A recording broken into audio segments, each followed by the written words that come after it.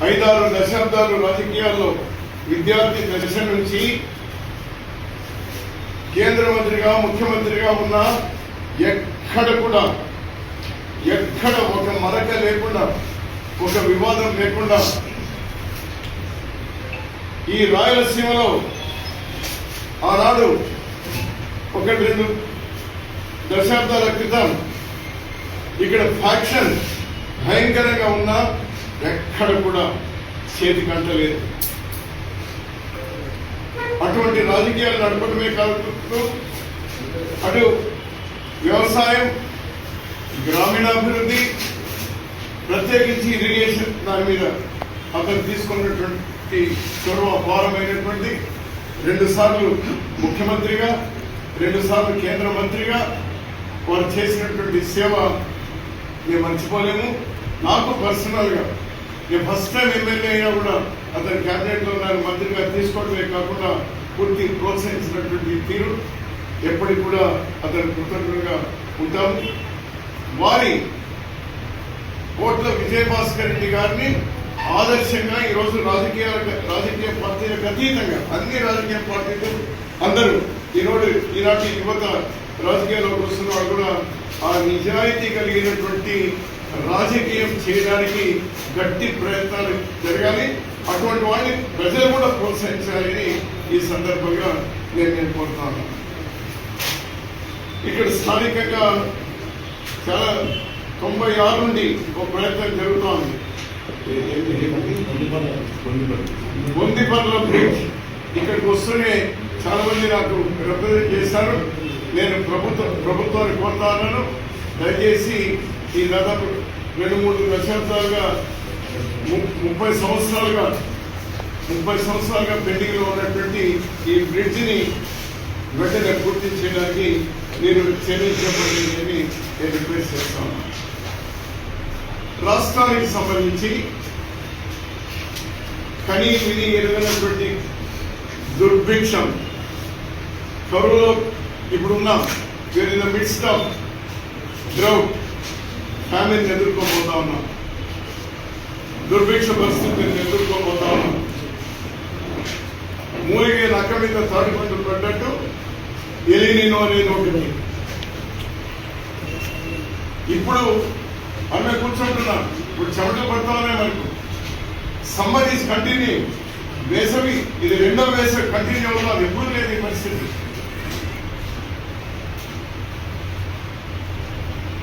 దీనికి సంబంధించి రాష్ట్ర కేంద్ర ప్రభుత్వాలు చాలా యుద్ధ ప్రాతిపదికన చర్యలు తీసుకోవాల్సినటువంటి అవసరం ఉంది. రైతులు, కౌలు రైతులు వాళ్ళని వెంటనే ఆదుకోవాల్సినటువంటి అవసరం ఉంది. పంటలు పెట్టలేదు, పెట్టిన పంటలు ఎండిపోతా ఉన్నాయి. దీర్ఘకాలికంగా ఉండే హార్టికల్చర్ క్రాప్ 5 సంవత్సరాలు, 10 సంవత్సరాలు, 30 సంవత్సరాలు ఉన్నటువంటి హార్టికల్చర్ క్రాప్స్ మరో 30-40 సంవత్సరాలు ఆ రైతులు ఆడుకునేటువంటి చెట్లని కూడా ఈరోజు నిలువున ఎండిపోతా ఉన్నాయి. వాటికి సంబంధించి ప్రభుత్వం వెంటనే చొరవ తీసుకోవాల్సినటువంటి అవసరం ఉంది. అలానే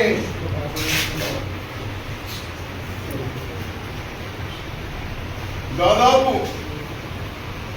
1,00,000 బోర్లు రాష్ట్రంలో దాదాపు 1,00,000 బోర్లు రైతులు వేసుకొని ఎప్పుడైతే భూగర్భ జలాలు ఇంకిపోయినాయో కొత్తగా బోర్లు వేసుకొని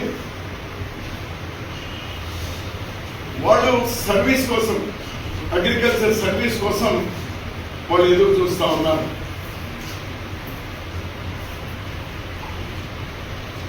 వెంటనే బోరు వేసుకొని దరఖాస్తు పెట్టిన ప్రతి రైతుకు కూడా నాకు వచ్చినటువంటి ఫీడ్బ్యాక్, కొన్ని చోట్ల అప్లికేషన్ రిజిస్టర్ కూడా చేసుకోవడానికి జంకుతా ఉన్నారు అనేది. ప్రభుత్వాన్ని నేను రిక్వెస్ట్ చేస్తా ఉన్నాను, ఈ 1,00,000 బోర్లకు కూడా వెంటనే మీరు సర్వీస్ ఇవ్వండి, కావాల్సినటువంటి ట్రాన్స్ఫార్మర్లు ఇవ్వండి. వాళ్ళ హార్టికల్చర్ క్రాప్స్ కాపాడుకోవడానికి సహకరించండి, లేకపోతే చాలా ఇబ్బందులు రైతాంగం ఎదుర్కొంటా ఉంది. అంతేకాకుండా మన ఆంధ్రప్రదేశ్ మరియు తెలంగాణ ప్రభుత్వాలు వెంటనే ఇద్దరు ముఖ్యమంత్రులు కూర్చొని, అధికారులు కూడా కూర్చొని శ్రీశైలం నుంచి పవర్కు దయచేసి ఇప్పుడు నీళ్లను వాడుకోవడం సరైనది కాదు. తాగునీళ్ళకే కటకట్టలు రాడుతా ఉన్నారు, తాగునీళ్ళకి ఇబ్బంది పడుతూ ఉన్నారు, సాగునీటికి ఇబ్బంది పడుతూ ఉన్నారు. భూగర్భ జలాలు అడుగట్టిపోయినాయి. తాగునీటికి అదేవిధంగా చెరువుల్లో నీళ్లు నింపడానికి ప్రత్యేకమైనటువంటి చొరవ తీసుకోవాలి రెండు ప్రభుత్వాలు కూడా కనిపించాయి. ఎందుకంటే ఎలక్ట్రిసిటీ జనరేషన్ కు ఒకప్పుడు హైడ్రో ఎలక్ట్రిసిటీ మాత్రమే ఉండేది. ఈరోజు గ్రీన్ ఎనర్జీని ముప్పడిగా పోయిన 10-15 సంవత్సరాలుగా జరుగుతూ ఉంది. సాధ్యం ఉంది, అవకాశం ఉంది, ప్రత్యామ్నాయ ఎలక్ట్రిసిటీ అవకాశం ఉంది. అందుకోసం దయచేసి శ్రీశైలంను రెండు ప్రభుత్వాలు బాధ్యతగా వినియోగించండి. వచ్చిందే 185 టీఎంసీల నీళ్లు, దానిలో ఈ మధ్యన దాదాపు సుమారుగా తగ్గిపోయినాయి. మళ్ళీ వస్తుందో లేదో తెలియదు మనకు. Be careful with that. అలానే నేను ప్రభుత్వాన్ని, రాష్ట్ర కేంద్ర ప్రభుత్వాలు కూడా కోరేది, కృత్రిమ వర్షాలు కురిపించడానికి మీరు పూనుకోండి. దాదాపు 30-40 దేశాల్లో ఆ కృత్రిమ వర్షాల ప్రయత్నాలు కొన్ని దశాబ్దాలుగా కొనసాగుతూ ఉంది. దాని మీద కూడా దృష్టి సారించండి. ఇంత ప్రభుత్వంలో 2 లక్షల కోట్ల బడ్జెట్ లో ఇక్కడ లేక కేంద్రం కూడా దాదాపు 20-25 లక్షల కోట్ల బడ్జెట్ అనుకుంటాను, సబ్జెక్ట్ టు కరెక్షన్. అందులో సంవత్సరానికి ఒక్కో రాష్ట్రం, అందులో ఆంధ్రప్రదేశ్ కు ఒక 10 కోట్లు 20 కోట్లు పెద్దది కాదు. దయచేసి దానికి వెంటనే పూనుకోండి. మరి నాకు బాగా గుర్తుంది, ముఖ్యమంత్రి గారు ప్రతిపక్షంలో ఉన్నప్పుడు కేవలం పేదవాళ్లకు, పేద మహిళలకు, లేకపోతే వయసు అయినటువంటి వాళ్ళకే కాదు, ఓల్డ్ ఏజ్ హోమ్స్, లేకపోతే హాస్టల్, లేకపోతే విద్యార్థులకు హాస్టల్స్ అనేటువంటివి, పశువులకు కూడా హాస్టల్స్ ఏర్పాటు చేస్తామన్నారు. ఒకవేళ హాస్టల్స్ కాకపోయినా పశు గ్రాసానికి తీవ్రమైనటువంటి ఇబ్బంది ఉంది. ఇటీవల 3-4 రోజుల క్రితం సత్యసాయి జిల్లాలో అమలాపురం అనేటువంటి ఒక మండల కేంద్రంలో తహసీల్దార్ ఆఫీస్ కు రాజకీయాలకు సంబంధం లేకుండా రైతులు స్వచ్ఛందంగా వేలాది పశువులు, గొర్రెల్ని అక్కడ తీసుకెళ్ళినటువంటిది అందరూ చూసినాం. చాలా తీవ్రంగా ఉంది. పశు సంపదను కాపాడుకోవాలి, ప్రభుత్వం వెంటనే చొరవ తీసుకోవాలని కూడా ఈ సందర్భంగా నేను వాళ్ళకు విజ్ఞప్తి చేస్తా ఉన్నాను. మరి ఇన్సూరెన్స్ సంబంధించి ప్రతి రైతుతో కూడా ప్రీమియం కట్టించుకున్నారు. ప్రతి రైతుతో కూడా కొంతమంది పంట పెట్టారు, కొంతమంది పంట పెట్టలేకుండా పోయినారు. ఈరోజు వాతావరణ బీమా ఉంది. రాష్ట్ర ప్రభుత్వం వెంటనే కేంద్ర ప్రభుత్వంతో మాట్లాడి అవసరమైతే నిబంధనలు సడలించి ప్రతి రైతు ఖర్చు పెట్టాడు. పంట పెట్టకపోయినా దున్నడానికో, దుక్కి చేయడానికో ఖర్చు పెట్టుకున్నాడు. పంట పెట్టిన వాడు ఖర్చు పెట్టుకున్నాడు.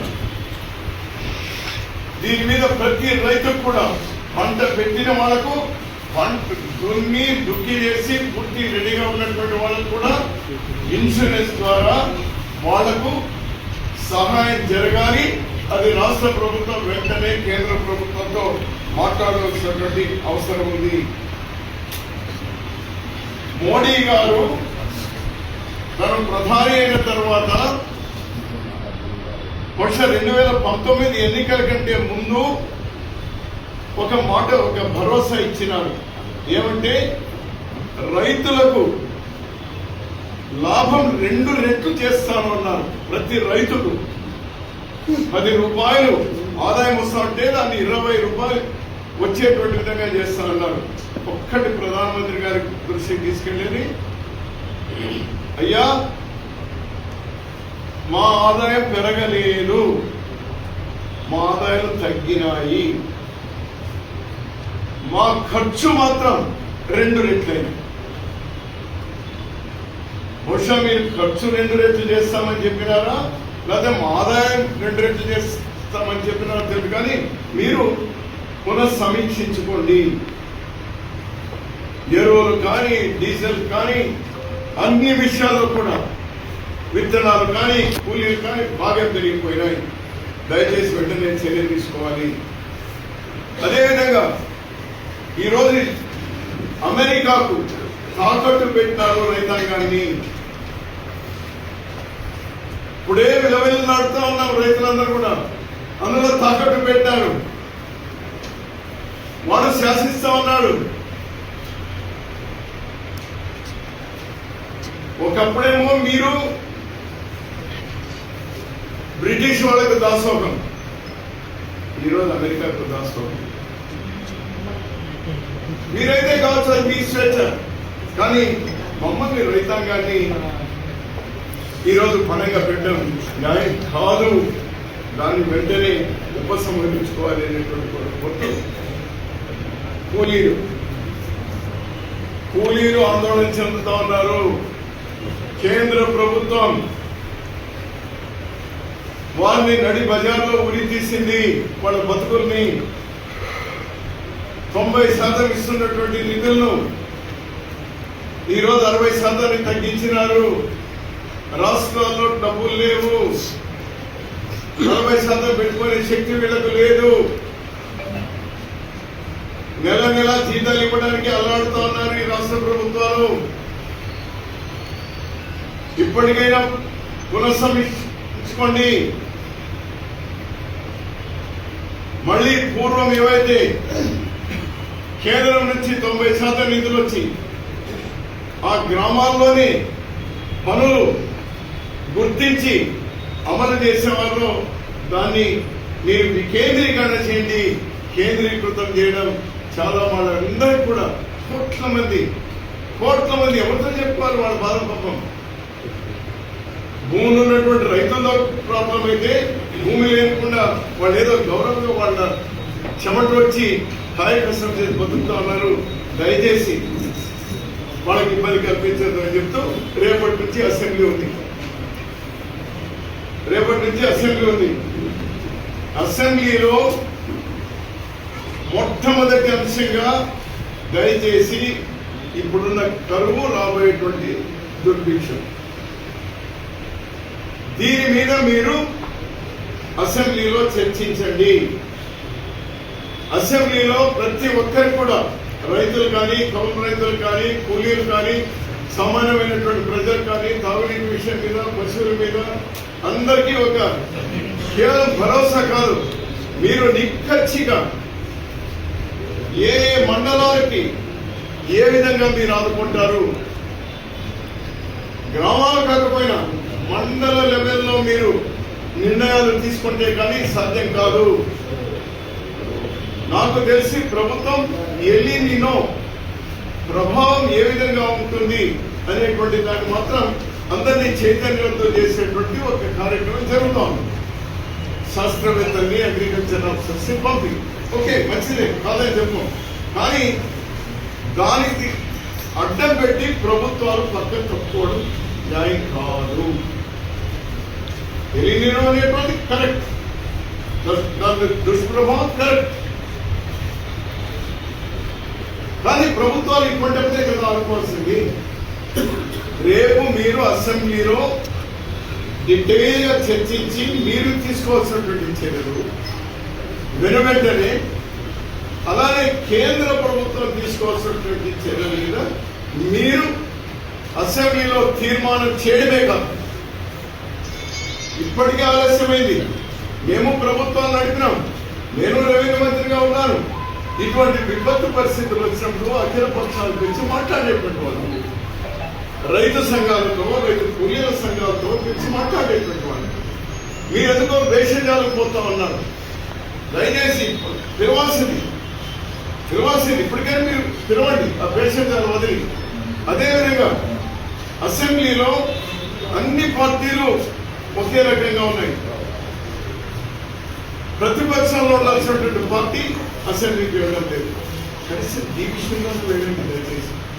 నేను జగన్ పార్టీ ఎమ్మెల్యేలు కోరుతా ఉన్నాను, దయచేసి అసెంబ్లీకి వెళ్ళండి, వెళ్ళి ఈ విషయాల మీద మాట్లాడండి.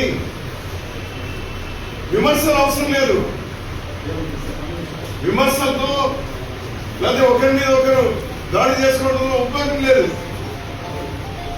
మీకు కూడా పరిపాలన అనుభవం ఉంది కదా, 5 ఏళ్ళు. మీరు కూడా ఏ విధంగా చేయగలిగినారో, ఇంకా ఏ విధంగా మేలు చేయగలుగుతారో మీరు సలహాలు ఇవ్వచ్చు కదా. ఈరోజు కాంగ్రెస్ పార్టీ కానీ కమ్యూనిస్ట్ పార్టీలు కానీ మేము అసెంబ్లీలో లేము, కౌన్సిల్లో లేము. పిలవండి, మేము కూడా మిమ్మల్ని ఏదో విమర్శించడానికి రాము. మీరు పిలిస్తే ఇంకా ఏ విధంగా ఉన్న పరిస్థితుల్లో దీన్ని ఈ మహమ్మారి నుంచి ఆ తీవ్ర ప్రభావాన్ని తగ్గించచ్చో మేము కూడా చెప్తాం, సూచిస్తాం. మీరు చేతులైనటువంటి అమలుపరుస్తారు, నేను లేవు కదా. సో డెమోక్రసీలో ఇవన్నీ ఉన్నాయి కాబట్టి దయచేసి మీరు వెంటనే రేపు అసెంబ్లీలో ఈ చర్యలు కూడా తీసుకుంటారని మేము ఈ సందర్భంగా ప్రభుత్వాన్ని కోరుతాం.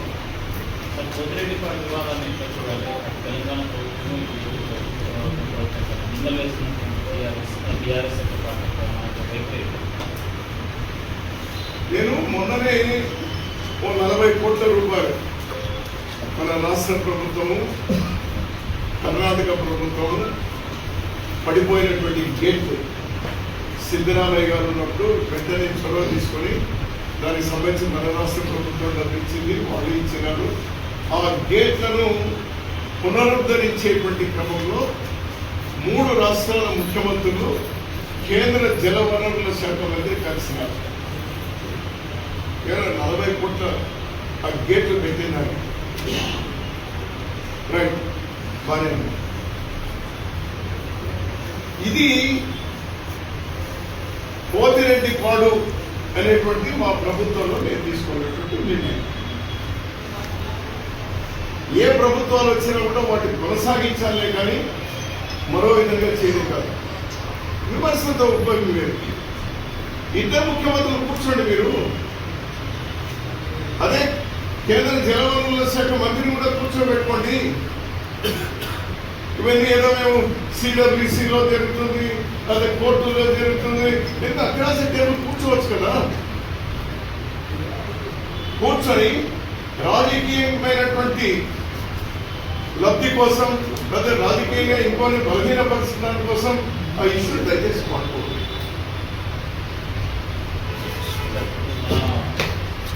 నీటి జలాల గురించి ఇండియన్ పెట్టాల్సిన కర్ణాటక ప్రభుత్వం నిర్ణయం తీసుకుంది. నీరు విడుదల చేస్తుంది. అయితే అక్కడ నీటి రాకుండా రైతులు అడ్డుకట్ట వేస్తున్నారు. ఇష్ట బస్తాలతో కూడా కట్టుకునేటువంటి పరిస్థితి లోలేకపోయినాం. అయితే ఇప్పటికీ ప్రభుత్వం నీటి వాటాలను అడ్డుకోవడం ఎలా?